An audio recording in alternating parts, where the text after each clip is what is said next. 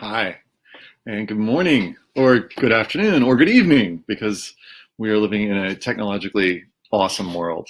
So say hello. I'd love for you to let's just check in the chat box. Say where you're logging in from. And I'm Ethan. I'm the college essay guy. I'm going to vamp here for like a minute, but no more, and we're going to get started. But who's here? I'd love to hear. Where are you from? Thanks, Jane, for kicking us off with that question. That's great. Brazil, we got Boston in the house, LA, Santa Barbara, Raleigh, Baltimore, Toronto, San Jose. Thank you for that love, Barbara. Heart. Let's see, Raleigh, a couple of North Carolina folks. Cool. New Jersey, Nigeria. Wow, this is awesome. Isn't technology amazing, y'all? I want to level this up with a second question. Besides where you're from, and this is going to be on the presentation in a second, if I really knew you, what would I know about you? And if you've been to one of my workshops, you've heard me ask this question. If I really knew you, what would I know about you? Now, you're probably hearing me read that and go, wait a minute, whoa, we're just getting to know each other. Let's try it. Let's see what happens. Type in the chat box, if I really knew something about you, what would I know? There's a delay, by the way. There's like the webinar has like a 10 to 15 second delay. Now, the reason I'm asking this, I'll share why shortly. I love Nancy. Nancy loves to proofread. Is that it's related to the content of today, which I told you I'd get into it in a minute. So let's do it. So here's my screen. You'll see me here in the little corner. Hi. And today is all about workshops. How do you lead a life-changing college essay workshop? Why do I say life-changing in the title? Because y'all, this is like, what are we doing this for if we're not changing lives? So I really do believe that this process, in particular, a workshop, can have the potential to help a student shift their paradigm. And what I want to share are some things that I found that have worked based on trying stuff and stuff not working.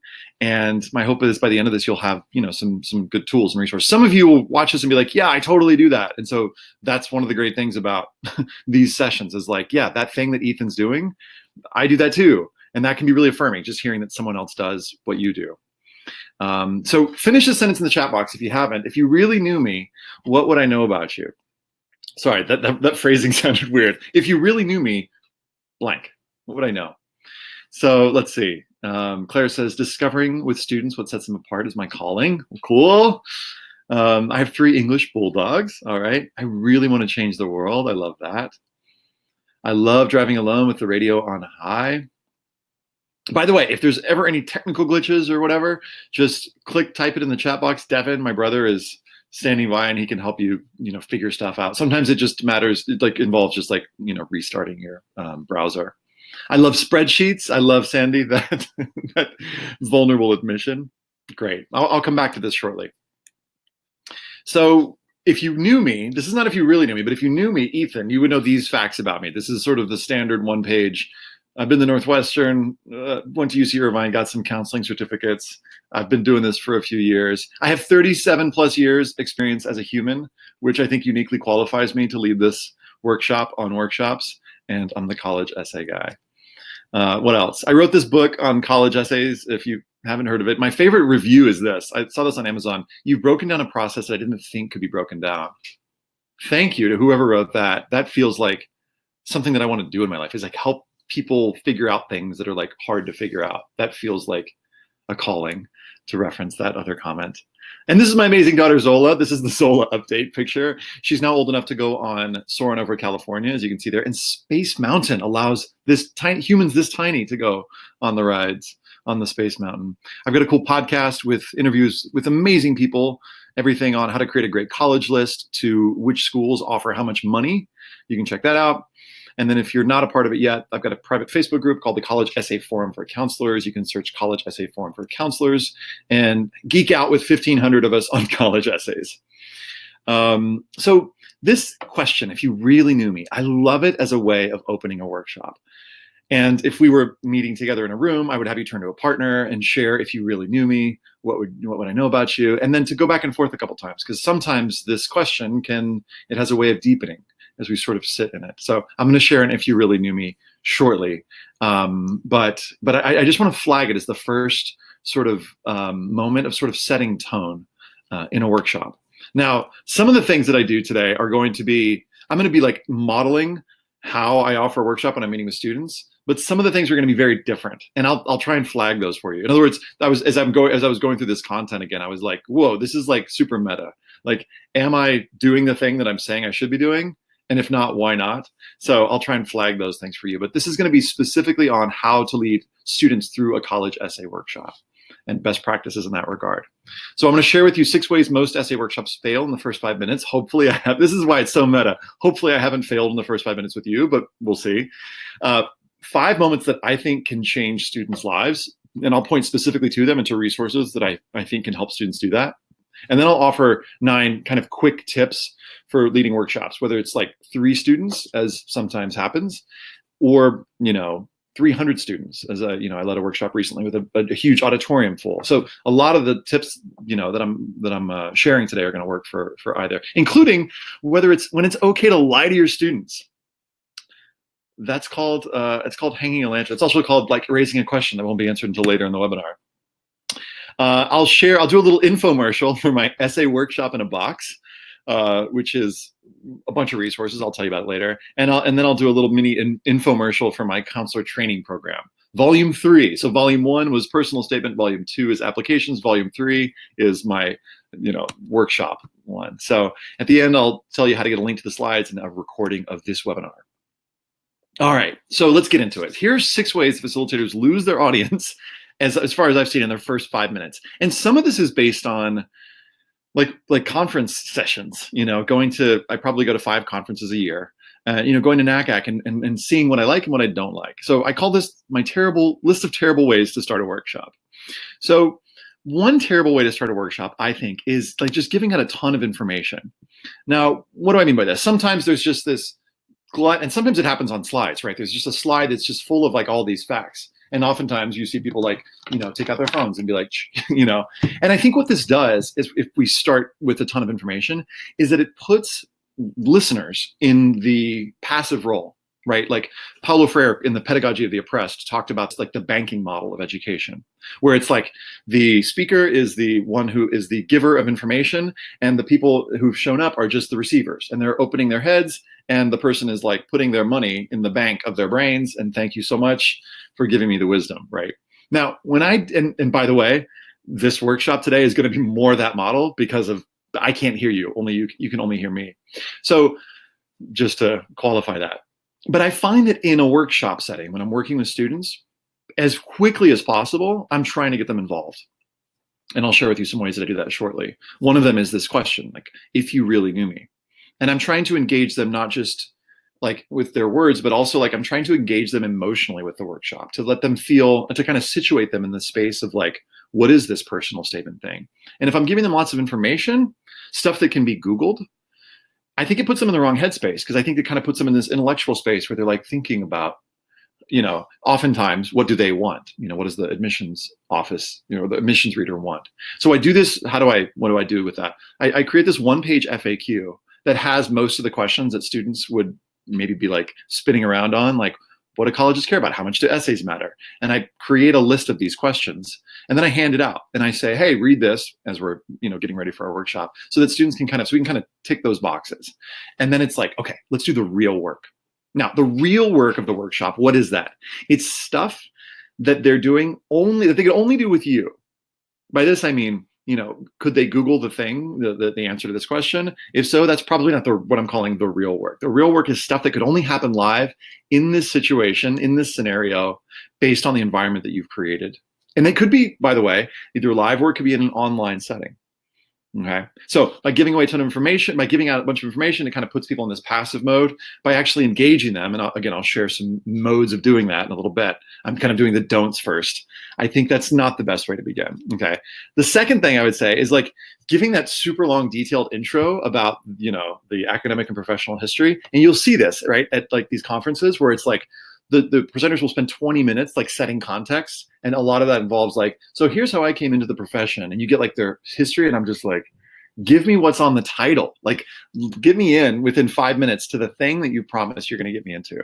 not the school you're going to get me into, but like the content of how to deliver a life-changing workshop, or the content of like, here's how to write a great teacher recommendation, not here's how the history of like teachers' recommendations throughout time. Not that someone literally did that, but that to me is like is a no-go. Something that's too tangential. Now, sometimes I think with people have the best intentions, and they're trying to sort of break the ice or sort of like loosen things up and not seem real formal. And so they'll start off with a story about like, when I was driving to work today, or I was driving to the conference, I noticed this, and the tangent just keeps going. And I kind of go, this happened recently with a big speaker at a big conference where there were these kind of tangents, and there was one at the beginning where I was kind of like, again, like, when are we going to get to like the thing? And I felt like a bad person in a way for like wanting to like get to the thing, but something too tangential, I think we got to be careful. Like a quick joke, an icebreaker, great. If it's going on for 5 minutes, that one may be kind of obvious. Another way that I've seen people start a workshop, so this will happen at conferences too. Let's say there are 40 people in the room, and the person, in an effort to like get everyone's voice heard, will be like, so let's go around the room and let's all share our names, and let's all share maybe just one fun fact about ourselves. And it's like, okay. And then 30 minutes later, it's like, okay, so let's get the workshop started. We've got about an hour and a half left. And I'm like, oh man, so in terms of, again, this is all towards, you can my preference of like getting into the content of it. I find that while it's great to hear people's voices and like, again, sort of create that sort of environment where people are feeling like their input is valued, and like there's a collective thing that's happening as opposed to that banking model thing, having people say their names and X, whatever it is, isn't always the best unless X is really good. Now, what do I mean by this? Well, if this is another don't in my mind, give us your name and one of your hobbies, kind of keeps it at the surface level, right? Where we've got kind of like that, oh, my hobby is like baseball. And it's like, cool. I don't know if I really learned something about you, but that's fine. So I guess what I'm advocating here for is better questions. And so the resource here that I really love for this is 100 brave and interesting questions. And if you Google this, you'll find a list of great questions. An example of this was, I had a check-in today with one of my coaches, and I said, on the call, I was like, rather than like, how are you? I was like, what are you celebrating today?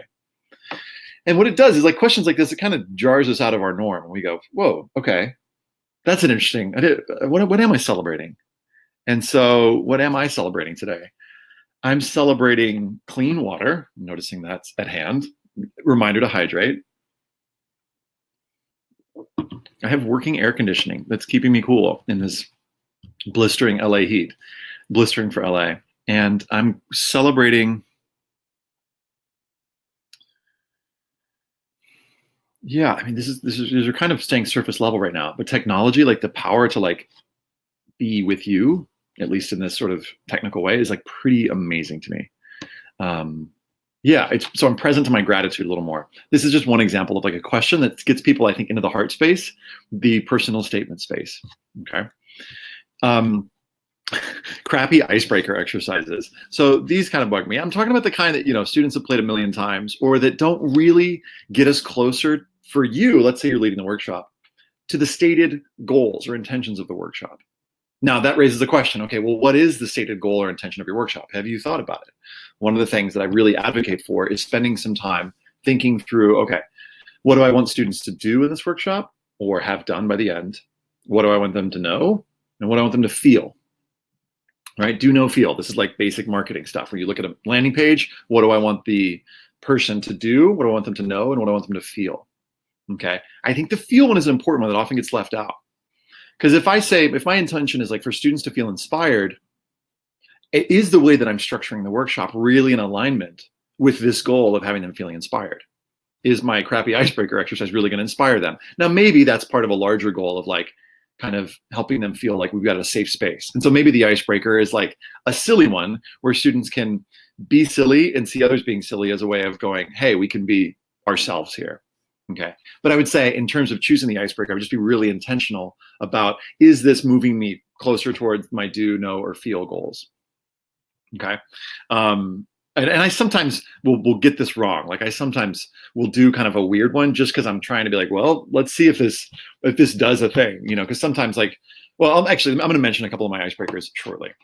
I don't like to even call them icebreakers. Here's the better. So this is like, Ethan, you're being really negative. All right, here are the positive ways that I think a more effective way of starting a workshop. So one of my favorite ways is this question that I mentioned to you: if you really knew me. Let me try and model it. And by the way, like, people already have some great "if you really knew me's." And let me see. Let's see.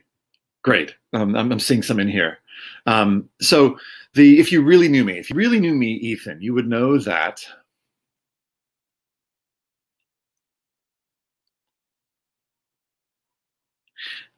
I seem really relaxed and kind of chill on the outside often. Like, people are like, "You're so calm, like you're so even keel."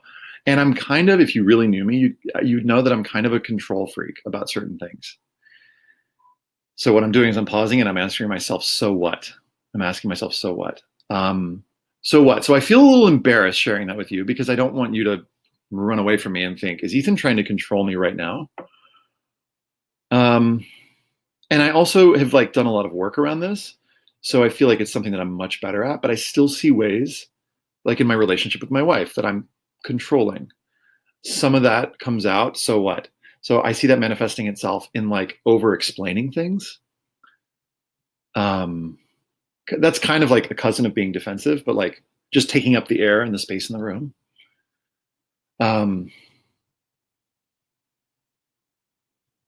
Yeah, I think control has just morphed in my life. And so what? Okay, I'm wondering where this came from.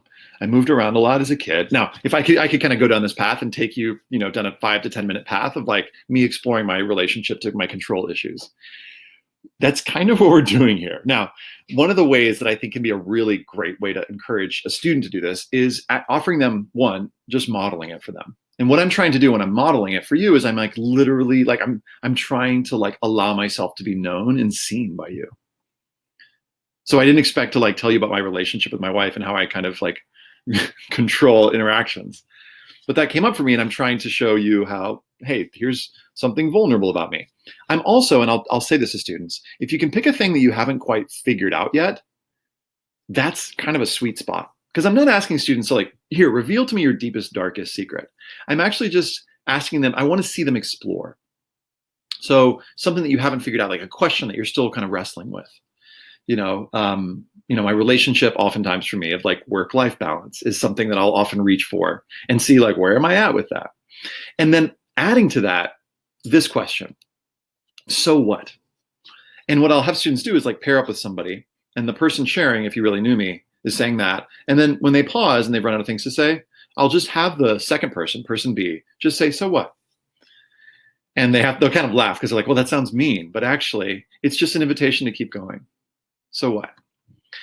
What I'm trying to do here in the first few minutes of a workshop is I'm trying to engage them in, one, what does it mean to get personal? What does that look like and feel like? And there's a kind of like little quick scan of how good am I at this? Am I great at this? Am I like, this is warm water for me? Or am I feeling a little bit disengaged, which is okay.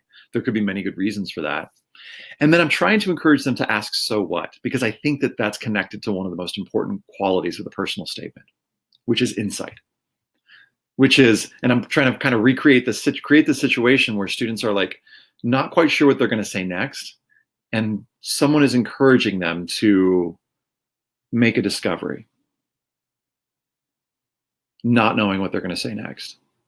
Because I want their personal statement to be a record of their discovery. They're tumbling forward. Who am I becoming right now? As opposed to, here's who I've been. Check out my resume. Bah, bah, bah, bah. It's like, so there's all that resume stuff, but here's a question that I have about my relationship to, I was talking to a student yesterday, my relationship to leadership.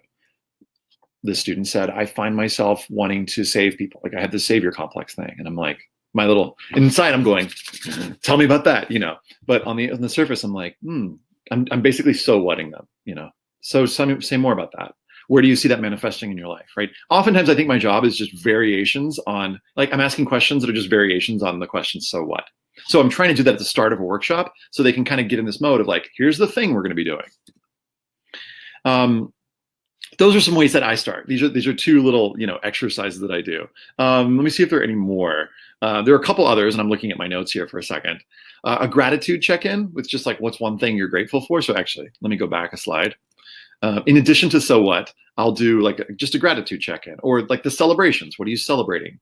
those I find are other ways to sort of get them at some level into the heart space of, when I say the heart space, what I'm talking about is like, I think students oftentimes have had a lot clouding their minds about what colleges are looking for. And I'm trying to bring them out of the fear thing. The tangle of fear thinking is what Rumi calls it, that's out there in the world, and bring them into this quieter space of like, what's a thing that I'm trying to figure out, to like kind of focus their attention and energy. Because that's exactly what we're trying to do with the personal statement process, right? Here's the chaos of the world. How do we drop a frame into which we're going to put 650 words that's going to say something that reveals, I think, someone making a discovery about themselves, who they're discovering themselves to be. So that's why I start the workshop with exercises like those. There are more, but I've promised you other things in this webinar. So here are 5 potentially life-changing workshop moments. Reminder to hydrate. It also gives me a second to scroll up on my notes.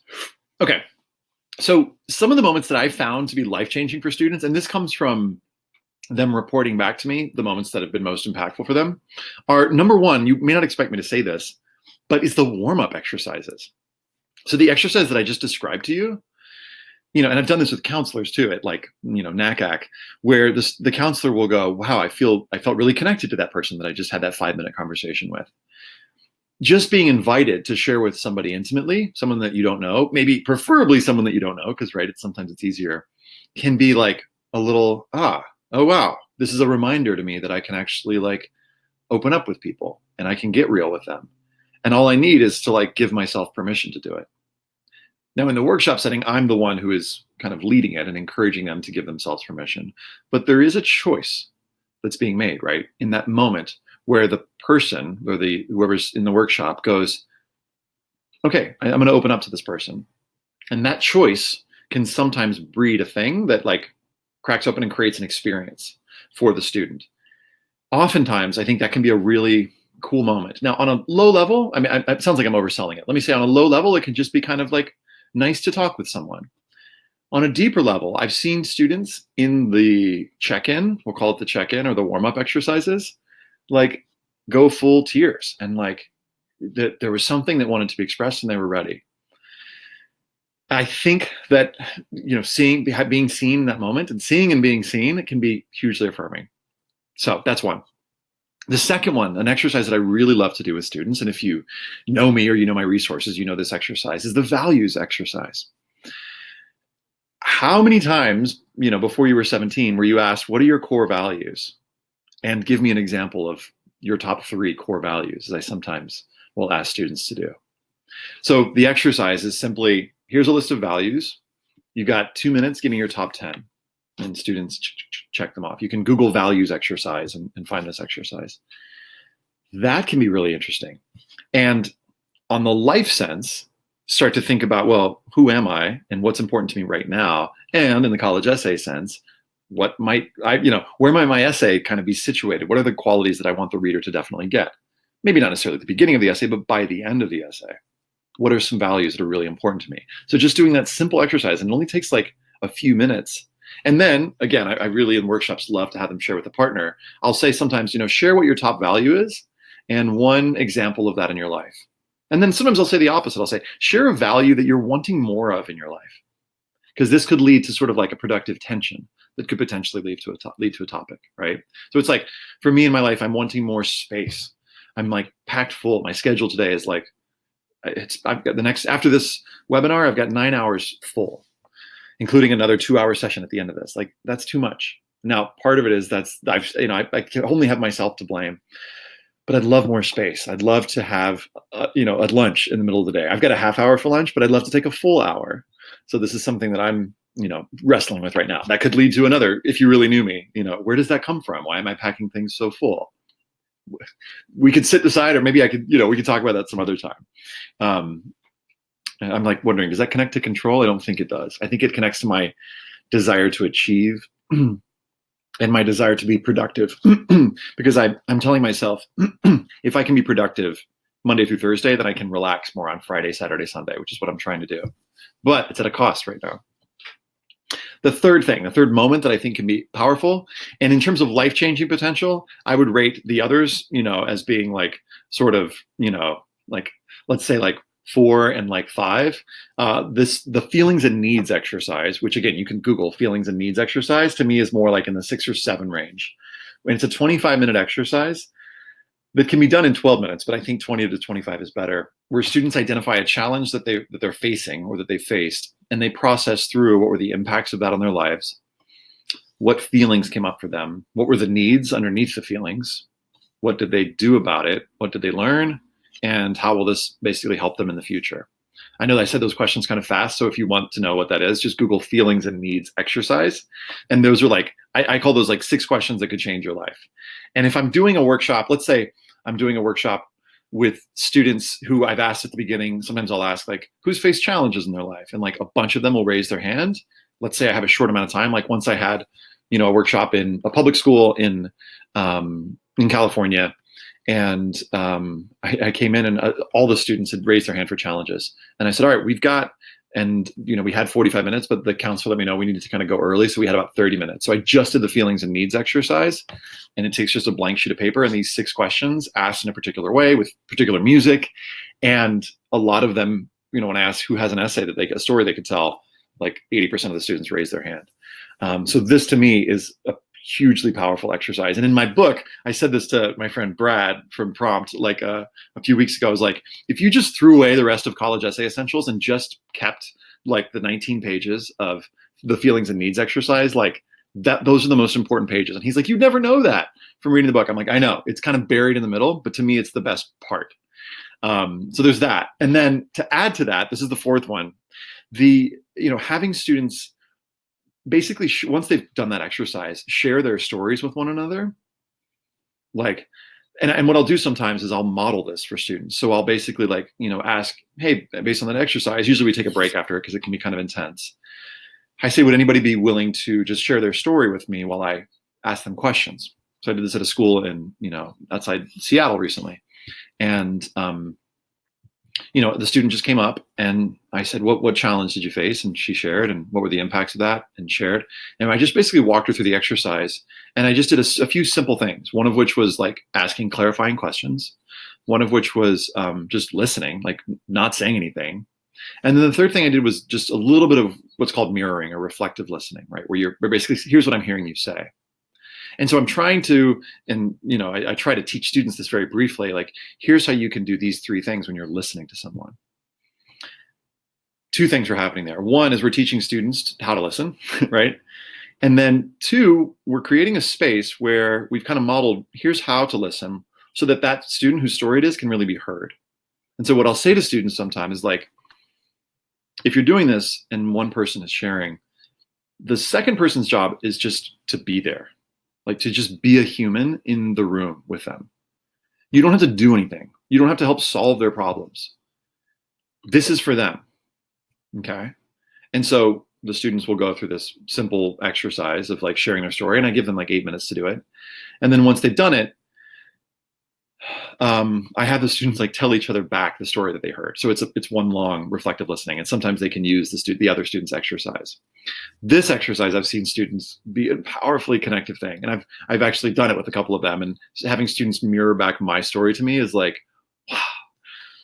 Yeah. Anyway, so that's the 4th one. The 5th one, and this is like can't always happen, but at the end of like a 3 or 4 day workshop, if you have the sweet luxury of doing a 3 or 4 day workshop with students, doing a story circle where students bring their stories, their personal statements, and they share with one another in, and you budget for more than an hour, I promise, even if it is just like 5 or 6 students, to just have their stories be heard. And that to me is like the top. Like when I think about like why I love to do this work, like it's like we're all preparing. And in a workshop, we're sort of preparing for this final thing. Now, I don't require students to do it. I give them outs. I say, if you don't want to share, you don't have to. If you just want to share a song lyric or a quote that's meaningful to you, that's fine. So students don't have to do this. But I'll sometimes say, like, print out your essay just in case. Because sometimes what starts to happen is other students start to share. Other students are like, can I print mine out? Or like, can I read mine? And they'll read it off their phone. So there's like a thing that happens when the vulnerability snowball starts to go down the hill. That's kind of a dark image. Let's think of it this way: when the vulnerability kind of is contagious, and there's this energy that's happening, and I think that can be really powerful. A quick tip for that: if you do that with students, don't rush on to the next story. I like to just sit with the student after they've shared and say, "What was it like to share your story?" And then ask from the group, "Does anybody have any moments that particularly resonated from their essay, from the essay they heard?" This could be a great way to close a 3 or 4 day workshop. Okay, so I'm needing water today. Here are some more like quick tips. One of the things that I think is really important is to make sure that the task that you've given students at whatever point of the, and by the way, we're going to do Q&A at the end. So if you're typing questions in the chat box, I apologize for fast forwarding. I'll get to those, I promise. So make sure the task that you've assigned students is really clear. I found sometimes that like if students are talking, like during the thing when I've given what I thought was a clear directive, I think, what did I just tell the students to do? And I might have said something really general, like, okay, so I want you to brainstorm for a while. I wouldn't say that one because that one's way too general. But I might say, for example, I want you to just free write for a little bit. Now that's not super duper clear. What does just brainstorm or just free write mean? Like, is that a simple direction? I don't know that it is. And I think some students, for lack of being clear on what the task is, they will allow their minds to wander. So in order to, now you can argue that this is like part of me being a control freak, in order to make sure that students are engaged, I try and make sure that the students really understand what to do. So for example, rather than saying, so go over the work you've done so far. I might say, for example, okay, in a minute, not right now, but I want you to pick a partner, decide who's going to be A and decide who's going to be B. And then partner A is going to spend 2 minutes and they're going to share 3 different essence objects. Okay. And then partner B is going to just listen of what the objects are and ask them 3 questions, about their essence objects. Okay. It could be 1 question on each, or it could just be 3 questions on 1 essence object. Okay. After 2 minutes, I'm going to say switch partners and you'll switch. Okay. And they'll be like, what? And be like, let me repeat it. Partner A, and I'll just make sure that it's super clear. Partner A, 3 essence objects share. Partner B, you get to ask 3 questions. Okay, so that's going to be a little bit more specific for them than if I say, for example, so just share about your essence objects. Because then I start to wander through them and I hear conversations about all sorts of things. And I say, and I try not to like micromanage, I swear. And I'll go in and be like, hey guys, what's up? And they'll be like, oh, well, we already did it. They did the assignment. So making sure that the task, and that gets to other tips that I'll offer in a second, is super clear is the first way to make sure that they kind of stay on point. Make sure you clarify how much the time the exercise is going to last. Because sometimes, and I think this comes from me, like feeling like, oh my gosh, this is going to take forever. I want to kind of know what's going up, and I'll be like, hey, we're going to do 8 minutes, for this exercise, or we're going to do 3 minutes for this one. And I think, giving them that thing sort of creates a sense of urgency. So I like to also assign a little bit less time than I think the exercise will take. And this is where I think it's okay to lie to your students a little bit. I'm putting lie in quotes, where it's like, if I know the values exercise works best if they have like 3 or 4 minutes to like look through that, the list of values, I might be like, so you got 2 minutes to do this, so that it's like, oh, I've only got 2 minutes, because then it kind of speeds them up a little bit, and then they've got a little bit, maybe they do get it done in 2 minutes, and then they've got a minute or 2 to like go, okay, and then to kind of engage and go, okay, are these my top values? And what happens if I know that exercise is going well? I can tell because you'll hear them. You'll go, okay, now I want you to take your top 10 values, and I want you to pick your top 5 values. And they'll go, oh, that's how you know they've really invested in it. So how to do that? Assign a little less time, and then if things are going well, extend a few minutes. Okay, if they're actively engaged. Okay, another exercise that I'll do with this is like, I call this 7 questions. And this is essentially a free write exercise, but it's a focused free write. And I'll ask them a series of questions, and I'll give them like a minute to write on each one. And that's what I tell them. Usually I give about 2 minutes to write on each one, right? So the question might be something like, I'll just go to the 100 brave and interesting questions. I did this first in Shanghai in a workshop. And because I was trying to figure out, how do I like get students to just like start writing, get cooking. So I just picked 7 of my favorite questions, and the questions that I thought might lead to potential topics, and had them just write on a blank sheet of paper. Okay, so it's like, I call that a focused free write.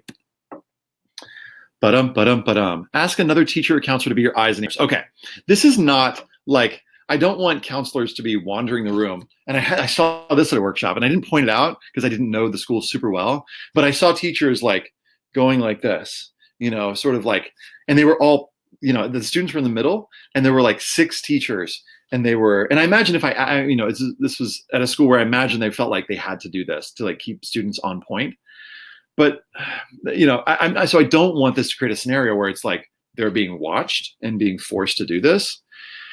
What I'm asking for, and you kind of have to coach another teacher or counselor on this, is say, hey, if you notice students' attention is wandering, will you just point it out to me? Okay, so I'm not asking a teacher or counselor to come up and be like, hey, why aren't you guys doing your work? I don't want to create that environment. That doesn't feel like a safe environment. I want students to feel, like they can be themselves and do them, right? You do you, right? A thing that I think is a useful question is like, I'll sometimes come up, and this might sound passive aggressive, but I'll sometimes come up and say, hey, I just want to make sure that the assignment's clear. Because I am legit trying to know that, but as I say that to you, it sounds really passive aggressive. So is there a better way that I ask that?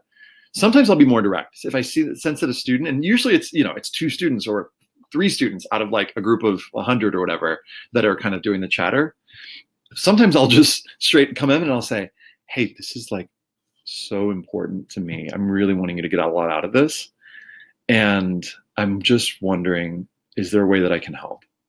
Like, and like, just to like zing a student, just like have a quiet conversation while like there's another exercise going on. They're supposed to be doing it. Like, let's say I've given them like 8 minutes to write, and the student is just, chatting with the people around them. I'll just come in and just connect with them for a minute and like let them know that this is meaningful to me and like why we're doing it.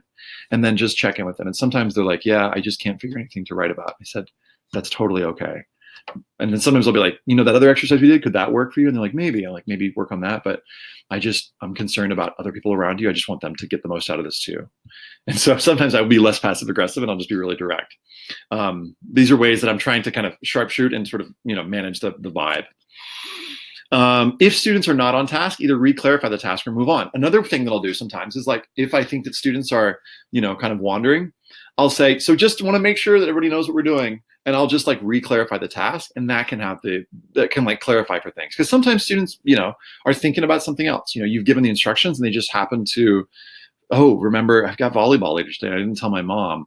So just re-clarifying the task in case they zoned out, totally fine. I try not to leave the room during paired work. There's something that happens when I come back in, and it's like suddenly the container is broken in a way. And I'm not super hardcore about this. If I really need to use the restroom, I'll go. But I find that when I'm come back to the room, like sometimes things are a little bit looser and people are kind of chatting a little bit. So I try and stay in the room. I make sure that I pee before the workshop. And then I try not to check my cell phone during the workshop, because when I do that, if I go like this, it's like I'm reminding students, hey, you have cell phones too, and you have other lives that you can tap into if you want to at any point. So I try and use, a clock or something else other than my cell phone for timing things. This is important. And sometimes, because I try and pack things full, I don't leave room for this. But the productive tangent, this is the thing that a student says that's like super interesting, that is not like tangential to the workshop. It like suddenly is the workshop. And so an example of this might be, a student that we were doing a workshop, and we were doing this feelings and needs exercise, and the student opened up a big story, and I was like, whoa. And I was like, this wants more of our time. So rather than fast forward to like the outlining exercise that I was going to do later, I was like, that can go. Let's stay here with this. Because what was happening in the room in terms of also creating a vibe, this is on a 3-day workshop. It was like a student was revealing herself, and in a way that I think other people hadn't seen her before. And it was also helping her tell her story and get some writing done. And so I was like, this is more important than this other thing that I want to do. And of course, we're always making these, calculations in our head, what can go, what cannot go. But one of the advice that I give, and I need to take this advice better myself, is like creating extra space, not filling every single moment of the workshop with planned activities, leaving a little wiggle room for that thing that might happen that could totally become the thing that students remember. Water break. Okay. So those are some tips. And that was 35 minutes. Here's my essay workshop in a box. Let me tell you a little bit. This is the infomercial portion. I created this thing because I found that I was repeating myself in one-on-one sessions a lot. And I was like, could I automate more of this? Like, could students, like, could I basically take these exercises and put them end to end so that, and I use this with my students as well, so that when they come to me, they've heard my spiel. So it's kind of like, this is the Ethan's spiel in this essay workshop in a box. But I also wanted to, kind of make sure that students were getting great resources. And well, there are two things. So one is like, I wanted to kind of clone myself and put myself out, the materials out in the world in a better way, in a way that's a little more interactive than just, reading a book. But then because I use it for my students, I really want them to get the best of me. So I've tried to create workshops so that they can kind of do the work that they can do that can be automated or in a group setting, which is more than you think, by the way, so that when they meet with me, they come with a lot of material and content. And our sessions are more high level and looking at like, oh, here are some ideas that came out, and like helping them curate, like, ooh, that third idea is sweet, rather than, here's the thing that I'm saying to all my students. So that's what this came out of. It's 29 modules, 3 of which I've already shared with you. So 3 of the modules are 3 of the 29 in this essay workshop in a box. Lessons that'll help students find their topic, structure, etc. Exercises that work, and these work in like large groups. So like for high school counselors, or they can work one-on-one, and like you just give this to a student and have them go through it, and they're going to come with more content. Here's a quick look inside. Let me switch my screen so you can see this. Ba-da-da-dee. Can you tell I love to sing? I don't sing anymore. I really miss singing, actually. That's my non-productive tangent. Okay, so here's the essay workshop in a box. Here's what the inside of it looks like. There's my ugly mug, giving a little intro. So the resources inside are, things like, the complete video library. So if you click this, here's what pops up. So this is more than you'll probably send a student to, but this is like all of my videos on YouTube, everything from, like the gratitude exercise to the feelings and needs exercise to all of my podcasts, right? And then there's the handout. So it's a simple, relatively simple 13-page handout. Here are the frequently asked questions that students have. And the essays, the prompts, obviously, and then the essays that we end up reviewing in the workshop. There's the feelings and needs exercise. And then inside this, you'll find like, you've got this step-by-step thing. So it goes like this. In the guide, you've got like a pre-workshop stuff. So like, here's how for you to prepare for the workshop, which is really important, right? Spend at least an hour, maybe 2 hours prepping. Once you figure out a great workshop, it's kind of like a great YS essay. You can reuse it, right? And then you can tweak as you go.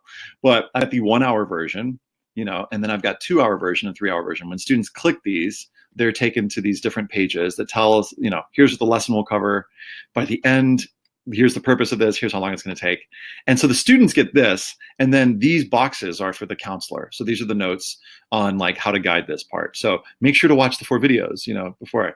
Let students pick for themselves, or, feel free to ask these 2 questions aloud to the group and get a show of hands. So it's just little tips on sort of like best practices on how to communicate this information. Okay.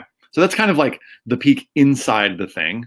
I've spent, this is kind of like the most succinct, like efficient way of delivering this content that I could think of.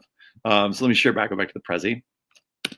I have a little review from Christy. Christy, 2 days ago, posted in the college essay forum. Still hyped 3 days later. She hosted an essay workshop. Can't say enough about the essay workshop in a box. Had 7 kids there. Had a great experience. She says there was music, there were tears, there was laughter. So anyway, she had a great experience. 11 kids registering, still growing. So how much is it? You're probably wondering. The cost for this is $97 a year. And you get access to the resources. And then after a year, it renews. If you want to cancel, you obviously just cancel. So that's that. And then this other thing, I've created this counselor training program, volume 3, I call it. Again, volume 1 is personal statement. Volume 2 is everything I have to say about the supplemental essays and the activities list, et cetera. And volume 3 is how to lead a life-changing workshop. So it's a 5-part training program that's online. And I've recorded all the sessions so you can just watch them whenever you want. It's different from the essay workshop in a box in this way. I like this metaphor. So if the essay workshop in a box is like, provides you a boat and a map, this is the one that really teaches you how to sail. So this is like everything that I know about workshops kind of turned inside out and put into a course. So it's like, maybe you've done this Essence Objects before. Here are 12 tips for how to lead students through that exercise to make sure that it really pings, really works, because some things work better than others. what is the purpose of that values exercise? How do we guide it? And then also, how can I use it with students on other parts of the application? How do I teach narrative and montage structure? How do I teach the feelings and needs exercise? What is the use of that? So it does a deep dive into those. I get into things like how to use music during your workshop. When should I use it? Why? How loud? I've got this like playlist that I use that I get a lot of compliments on. That's like my favorite compliment is like, hey, can I get your playlist? And I share the college essay guy workshop playlist. I've got some other exercises. When you're doing a longer workshop, sometimes we need things to kind of break things up. So like I have a little mini thing on like how to use Myers-Briggs and just kind of get them thinking about the thing that they filled out on Naviance, months or years before and forgot about, and how they can sort of, and that's a really like an energy bringer that sort of like infuses more energy into the rest of the workshop. Something called the cups exercise and what I see in you, which again, sort of helps students to connect with one another, but also connect with themselves more deeply. There's a self-paced practicum. So basically like, I'm like, here at the end of each module, I'm like, now go do this. And then, you can do it on your own time, obviously. Lots of FAQs, like, what if I do if a student like sees the challenging events in their lives as being like not important enough or too personal to write about? Like, how do I handle that? Bunches and bunches of questions. And then I answer a ton of how to discuss religion in your college essay, how to write a personal statement in one night, things like that. How to lead an online workshop for your students. So I just this year, last 2 years, I've been guiding all of my one-on-one students through big chunks of the process and brainstorming. So this has saved me a ton of time this year. It really pushes students forward in the process. I want to teach you how to do it. The platform, I talk about the platform that I use and why, whether or not you should use a camera, if so, which camera to use, which microphone to buy, how to make sure you capture great sound and why that's really important, sometimes more important. I also talk about pricing models. So like asking yourself, like, should I charge for this or not? How much should I charge? How do I make, I do a pay what you can model. I'll talk about alternative pricing and how to make like pay what you can models work. And then there's a thing on like how to make sure if you're worried that you're like not actually going to get this done, here's a 30-day plan. Like here's how to make sure that you actually get your workshop or your online course planned. I love doing online courses because that I can kind of, do it. I can record and put up there. Obviously, that's where it gets real meta. How much is it? You're probably wondering. So when I tried to price this, I looked at like other things, and I like the UC extension courses, for example, I think they're more than this now, but they're like $685 to like, I think they're like $700 now. So this course is $597, and you can find more about it at collegeessayguy.com/counselors.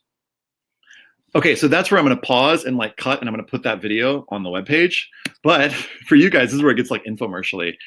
Through this weekend, I'm going to do it for $497, so it's like $100 off.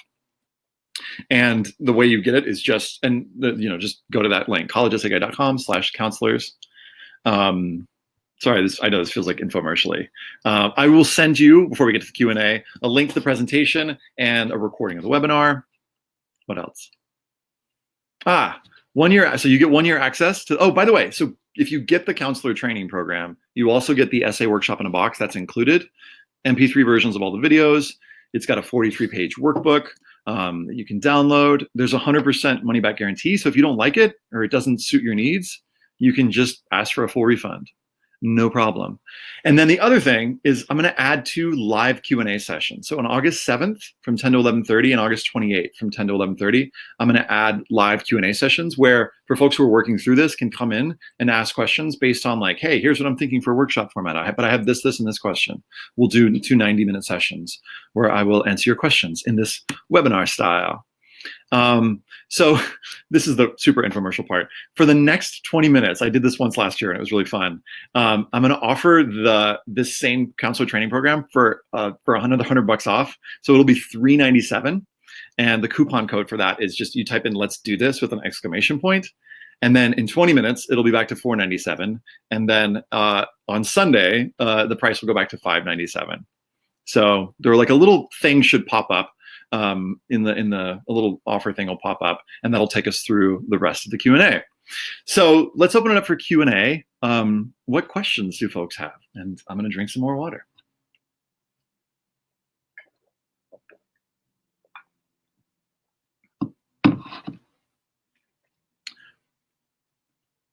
You can feel free to type your questions in the chat box.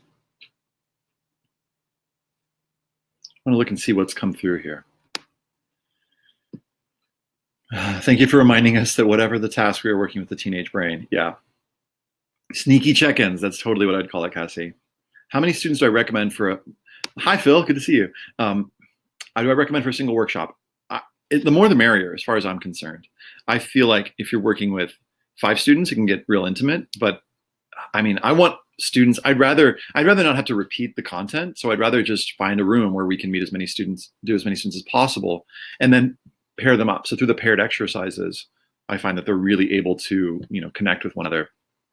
And it creates an intimate feel, even though there might be 50 people in the workshop. So for me, I like to say is the more the merrier. Well, let's see. Should SE workshops be 3 or 4 days? How many hours per day? So the short answer, there's a whole module on this, but the short answer, Janet, is if you can get 4 days, again, the more the merrier, because you can then the 4th day can be only, doing that story circle sharing time. 3 days, you have to kind of do it like in the afternoon on the 3rd day. And sometimes students don't quite have a draft that they're ready to share, I find, by the end of the 3rd day, depending on how many hours you're doing. And again, it's the more the merrier. I think 4 hours is a good day, 9 a.m. to 1 p.m. But if you can make it happen and students are committed to it, I mean, like having a lunch break at 12, so like do 9 to 12, have a lunch break from 12 to like 12:45, and then go till like 3, so like 9 to 3, and do 2 or 3 of those days, can be sweet.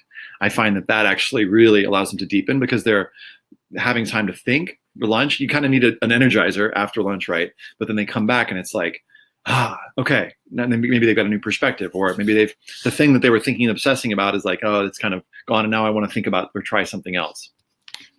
This is a good question. Haley asks, do you recommend students always start with their personal statement? They don't need to. So, I think it can be interesting to talk big picture. And when I meet with students like one-on-one, I will have students go big picture and talk about here are the different parts and the different pieces and how you can kind of, and I set this up in the pre-work with them. I'm like, if they're doing a great job on their activities list, then they can kind of relax and not feel like they have to prove themselves in the personal statement. So that's a reason to not do the personal statement first. But I've found, Haley, generally, like having that big piece figured out allows us to kind of do stuff around it. Does that make sense? Like knowing what's there, it's sometimes hard to map out the other supplements when we don't know what the personal statement's going to be. So like an example of that is like a student, that I was meeting with a few days ago was like, I'm thinking about talking about the problems that I want to solve in my YS essay, and then he was like, maybe in my personal statement. I'm like, well, let's just pick one. He's like, well, let me try and put it in my personal statement. I was like, great. We can't really work on the YS essay yet if we don't know exactly what they're coming from in that story. So let's do that. So I found that was another situation where we were trying to work on both because I wanted him to kind of get started researching his YS, but he couldn't really get into the structure and format of it until he kind of slotted that piece in. So the answer to your question is not always, but I find it works pretty well. Let's see. Question.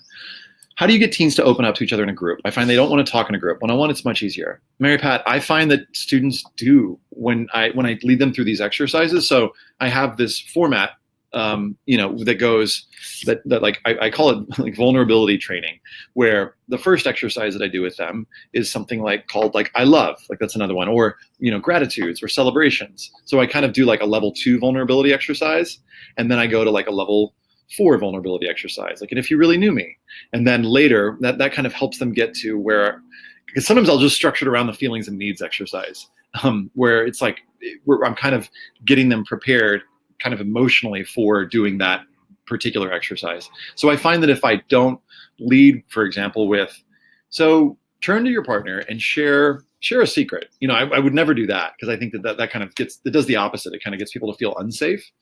But I find that having students and one of the ways I'll do that is just like as my introduction to myself, I'll just do a list of things that I love, like randomly for a minute.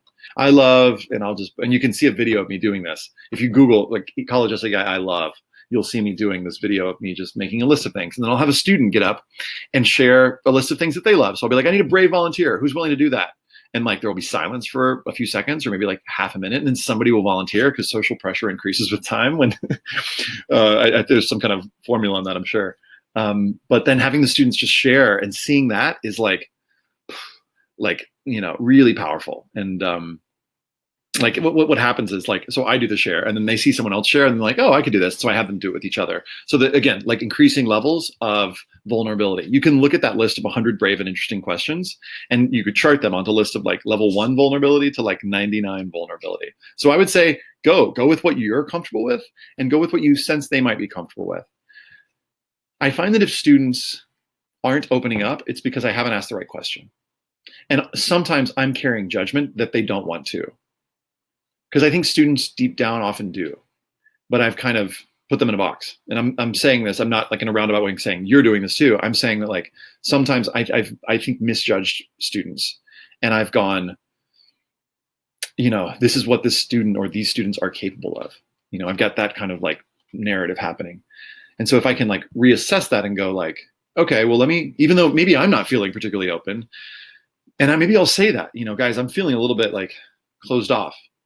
Or something like that to just sort of present what's in the room, or I'm just feeling really tired right now. I just want to let you guys know that, like just kind of letting them see me, like, allow myself to be more of me. And then I might ask like, how are you guys feeling? Like, what's really up for you guys? And like doing just like a feelings check-in can be interesting. A simple level of this, I know I'm kind of taking a while to answer this, but I love this question, is like a check-in, like just, what's up, and I think you got to contextualize it. So that's actually, I find that that's good at the end of like at the middle of the day or like towards the end of the day. I'll often do checkouts at the end of my workshops where it's like, let's just circle up. I know we've been writing and kind of in our own worlds, and let's just like, how are you guys? Like, what's going on? Anybody can start, or I'll model it. I'll be like, my name's Ethan. We'll share our name, and I know it sounds like an AA meeting, and I am feeling inspired. I might share something. I'm also feeling exhausted because I didn't get much sleep last night and I'm like running on empty. All I had to eat was those peanuts over there. So I'm feeling excited by like what you guys are doing and like curious about like if you're going to do your homework or not, because your homework is going to be to like write new drafts, and like curious to see if you guys are going to do that.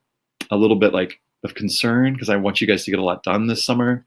And then like, yeah, grateful to be here with you guys. So like something as simple as that, where I just like let them see my emotions and I'm just kind of like letting them see me be me, I find is a great way. So I guess the short answer, Mary Pat, is, and there's a resource for this, is like how to create a space of vulnerability is by like leading with vulnerability. I'm not saying reveal your deepest, darkest secret first thing you walk in. I'm saying letting them see you. So what other questions? Thank you, Devin, for marking these for me. Okay. Oh, there are so many good ones. Cool. Let me go back up. Wow, so many good questions. Do I ever assign students my published book for the workshop? I don't assign it. I'll often give it out. Like I have, copies that I'll be like, here, here's this. But the essay workshop box walks them through the parts of the book that I think they need in a more efficient way. So the essay workshop in a box takes like an hour for them to work through what would take them, I don't know, maybe longer and maybe more boring to read. So I've tried to like bring it to life through that thing. Well, I don't know, my publisher may not like that, but what if a student hasn't really had a challenge? Great. And I cover this, but we go montage structure. So I don't, just so you know, Claire, I don't insist on students. And I do a lot of work to like make sure that they don't feel like they have to write about a challenge. But I've got this thing called the montage structure, and I've got exercises around that. And I encourage every student to do the montage structure outline. And it would take too long to kind of get into it and answer other questions, so I won't get into it right this minute. But Google montage structure college essay guy, and you'll hear like my thoughts on that. I'm really thirsty today. How many hours in the Oh, actually, I have a student that I need to meet with. Devin, will you message my student? Because I want to go like 5 more minutes. Will you just message the student that I'm supposed to meet with? I forget who it is. And just let her or him know that I will be 5 minutes late. Thanks. Can you tell I packed things end to end today? Hashtag college essay guy problems. How many hours a day in the 4-day workshop? I talked about that. What are some most effective marketing methods for getting the word out about my programs? Ooh, good question. So, Alexander, I would love to know more specifically, are you a high school counselor or independent counselor? If you're an independent counselor, that's different from high school counselor. So, and are you interested in doing a live workshop or an online workshop? Because if it's live in-person workshop that you're partnering with somebody, so I don't know. So give me more specifics, Alexander, and then I can answer your question more specifically. Because to answer for all those scenarios would be too hard to cover in the next couple minutes. Does the sharing of essays ever backfire and some students think that everyone else has a better story than their own?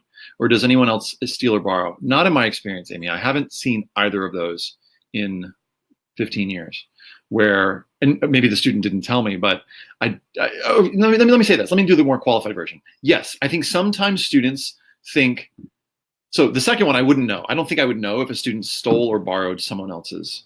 I don't think I would know that. There are times when students like have a phrase in their essay that kind of sounds like that one, and I'll just point that out to them and I'll say, make sure that you revise it so it doesn't sound like that, because that could be considered plagiarism, and I'll use the word plagiarism, and they'll be like, whoa, I don't want that. I'm like, yeah.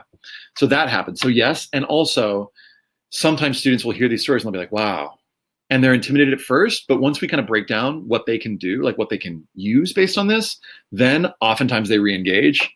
I'm okay with that initial hit of like, intimidation or not enoughness, because there's stuff to be learned. I would rather share with them awesome essays than essays that are like just okay. Does that make sense? Like if we look at just okay essays, then we're in the position of like, but if we're like, wow, then I think we get, at least I go like, how do we get there? And then that's your job, I think, is to go, well, here's how this student got there. You know, whether if it's a student that you've worked with, or here are the pieces that I think are working really well. Tia, how are you able to give individualized feedback to a large group of students? I pair them up. So I can't obviously meet with them individually, but I pair them up so that they can, and I teach them how to give each other feedback. Part of it is in that feelings and needs exercise, I'm getting them to ask the questions that I would ask. So I'm like cloning myself in them, going like, here's how to reflective listen. Because that and creating those, that interaction doesn't need to happen with me. I don't need to weave that connection.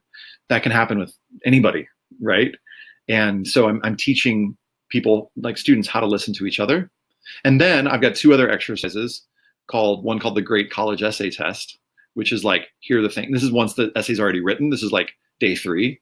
Here are the things to look for, which I pair them up for. So I'm teaching them, here are specific questions you can ask and how to help somebody see if they've got these elements. And then I do something called the values scan, which it's totally done, of like, I teach them another way of like going, here's how to look through and go, is my essay doing its job? So essentially I've created resources that is teaching them how to do my job. Now I might do the job better. Like I see things that students don't see, but it works pretty well, especially when you've got a bunch of students. I'd rather take 100 students from 0 to 6 or 0 to 7 in a workshop setting, and then they can hopefully get from 7 to 8 or 7 to 9. It's hard to write a 10. Then just go individually, trying to like wrench them up the hill to get them to 7 or 8 individually with me. So Sharon, if you do the workshop for free and a student wants one-on-one help moving forward, what's a realistic fee for that service? That's so dependent on so many different factors, Sharon. So I would say, IECA publishes some great, it depends on where you live. It depends on, what your working life is like. It depends on what the student is like, what the student can afford. So in terms of setting fees, IECA has some great, resources on like the average numbers of like what counselors charge for that. So I would say check out IECA for that. How many days and hours long should an essay workshop be? I think we talked about that. Adelaide, I work with a diverse student body, some potentially going to Ivy, and others don't want to attend community college in the same graduating class of 45 students. How do I create an effective way to address everyone's needs? The exercise, everything in the essay workshop in a box, sorry, I'm not like trying to sell you on that, but like everything that I've talked about so far works for a wide range of students. So like an example, like the I love exercise, or the if you really knew me. Doesn't matter where the student's applying to college, like anybody can answer that question. The feelings and needs exercise or the montage exercise, like those are just going to be good soul opening, what do I have to offer exercises, even if the student is writing scholarship essays. So these exercises aren't school specific, because we're talking about this main personal statement where the student is describing the world they come from and how it's shaped their dreams and aspirations. I'm just using that because that's my favorite prompt. # topic of your choice. So all of this that we've talked about will work. When it comes to the specific supplements, I have a specific exercise, and this is in like a separate course, the application course, where I do something called the overlapping game, where I have students look up all the prompts that they need to write and then look and there's a way of like organizing and going, okay, which topics can work for different prompts, but that would be beyond the scope of this time. How much writing feedback do I provide during the workshop? Not a ton, because, well, it depends. If it's a 1-day workshop, I don't have a lot of time to, right? If it's 1 day, we're kind of just getting students started. Days 2 and 3, I start to set up mini sessions. And I think it's a good idea to have other coaches and counselors there that have some sense of, that have also been in on the workshop, that can help you, basically do these sessions. Because at some point, once they've done their pre-work and they've maybe picked a topic, they're going to want some input, maybe written a draft. Is this my topic? So I find that having as many folks as possible is great. Now, just to give you a range of examples, I do a workshop every year in Arizona where we have usually like 5 coaches to like 12 kids. And that's like awesome. The coaches are like sitting around waiting for something to do. Now, that's not ideal that they're waiting around, but there's a ton. So it's like a 1-to-3 ratio or 1-to-2. And then I did a workshop last year where we had 200 students and like 5 counselors, and we all just had like a sign-up sheet where it was like, sign up for time. That's why it's really important to pair students together, right? To teach them what to look for with one another, so that the students aren't like, we're waiting for my session with Ethan and he's got 10 people in front. I don't want to create that environment if I can help it. So it's kind of like, it's shifting I'm the authority to like, you can be an authority. Here are some things. Here are some like things to look for and some questions to ask that spread out the power, right? So that students are, and I will say this, to them, like, you guys can do this. You can give each other feedback, like great feedback. Feedback in some cases that is going to be better than I could give you. Don't depend on me. Don't sit there waiting. Like, work with each other. Here are the specific ways that you can work with each other. How polished is the final product, and can you respond to all the writing these students generate? No, I definitely can't respond to all the writing these students generate, which is, again, kind of important to get them connected to each other. The polishing of the final product varies from student still doesn't have a topic. Now, I find at the end of a 3 to 4 day workshop, 2/3 have a pretty decent draft. That's what I found. 15 or 20% of them are going to have, well, maybe more. Like, I've been in some workshops where like, and maybe it's because we're reading them together aloud and the student is like clearly connected to their story, that I'm just like, whoa. And like 40% have had like this is a good to go essay. So it kind of depends on the vibe. Some of them will have really polished essays. It also depends on how much prep they've done. I mean, some students have been thinking about this for a while and some students haven't thought about this at all. Now, that's not to say that the students who haven't thought about this all can't come to like a great, essay in 3 or 4 days. Many can, but it's a wide range, right? Tia says, I see colleges referring to the essays as a personal statement, but not have a more general college application essay, or vice versa. Other colleges not have supplemental essays, but only refer to a college application essay. In other words, I'm seeing these terms, personal statement, college app essay, and supplemental essays used almost interchangeably. What are the differences between these in your experience? My experience is that the first two are the same. That when we talk about the college application essay, we're talking about the personal statement, okay? Many schools have that. Most schools that are highly selective will have a personal statement, AKA a college application essay. I think those can be interchangeable. Supplemental essays vary widely from school to school. Some have 0 supplemental essays. Some, thank you, Stanford, have 3, or if you think of all the short answers, many more. So, you can find all those obviously on the Common App. For the schools that are on the Common App. For schools that are not on the Common App, you need to go to that school's particular website.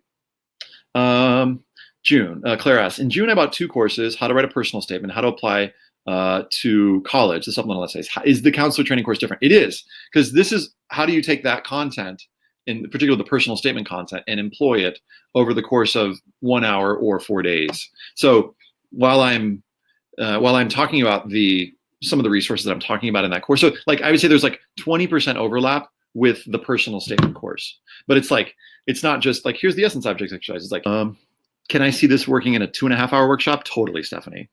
What if they become so vulnerable they share there's abuse in their home? So Janet, it depends. Like, it depends on what your role is. Like, are you a mandated reporter, and do you need to share this with somebody? If so, follow that. Like, do that. It depends on in what context they've shared it. So an example of this was like, I was doing a workshop 2 years ago, and this happened, and the student revealed something, and I said, have you talked to anybody about this? And she said, no, not really. I said, okay, would you be open to talking to someone about this? And she's like, yeah. It was like the moment I could see her being ready, like starting to be ready to talk to someone about this. And I said, okay, what about your counselor? Like the counselor whom I knew, I know her. Could we go together and like just share with her a little bit? And she said, yeah. So I went with her. I walked with her, and we like had a conversation with the counselor. I'm sorry, I'm misremembering this. Like, there are two different students. So yes, that happened. That wasn't last year. That was a few years before. The same counselor though, where with a student a few years before, she ended up sharing with the counselor. With this student, I said, "Would you like counseling?" Yes.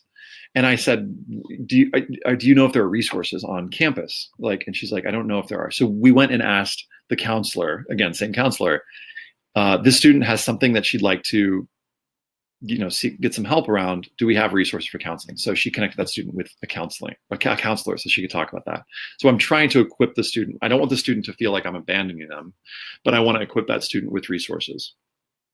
Yeah, a similar thing happened like at, some of the students, I think that answers the question. I'm not going to say more than that. How do you deal with, so in short, I would connect them to resources to make sure that they're taken care of.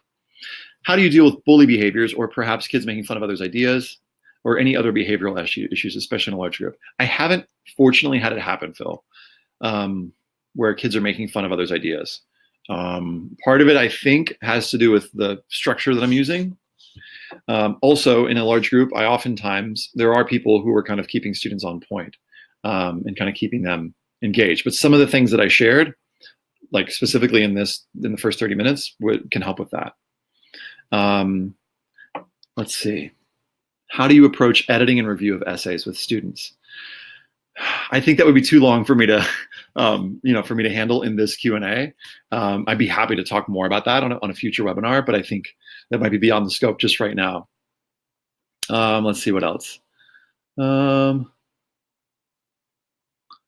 Using prompt, wondering if your exercise on there could be more productive for the student if they're doing it in a group with me leading them, or if individually. If you can lead them, great. I think that could be really great. Is it your experience that by the end of the workshop, most students have a pretty good idea direction for their personal statement? It is. That's definitely my experience. Sorry, I'm answering kind of quick fire. Do students need a reason for this depth of the essay? Like, I'm not applying to really selective schools, or we're writing the Common App essay in our English class. How do you respond to that? I'm not sure what the question is. Do students need a reason for this depth of the essay? I think they always know. I find that they're on board. Like, write a great essay, write the best essay you can. Here are some ways to do that. They don't often call it depth, but it needs to be better. And like, how can it be the best essay possible? I find that students across the board, whether they're applying to, this school or that school, want to write the best essay they can. And these are all exercises to do that. One of the ways is like, bringing them deeper into themselves. And I don't know, writing the Common App essay in our English class, how do you respond to that? I don't know what the question is there. Let's see. Let's see. Okay, I think I answered that question. Someone asked, if you need to get approval at your school or organization before registering, we can hold this offer for you. Yeah, that's fine. Great. Okay, I think I did it. And Devin posted that one, IECA. I think we did it. Okay. I think we're good. Devin, did we get to the 20-minute mark? Has it been 20 minutes? I think it has. Okay. So anyway, thank you all. Much love. I look forward to connecting with you. Please email with questions, anything you got, info@collegeessayguide.com. That's Devin. Devin will get back to you. And I've got to go to a student session because I'm now 14 minutes late. Be well.